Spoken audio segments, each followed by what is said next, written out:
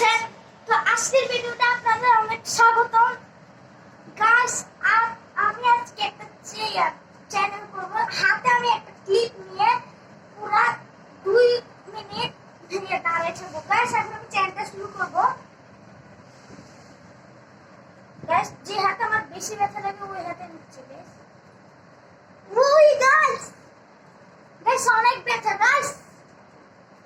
Guys আমি এই চ্যানেলটা জীবন করবো না গাইস। অনেক অনেক ব্যথা লাগতেছে গাইস। আরেকটা নিয়ে নি গাইস।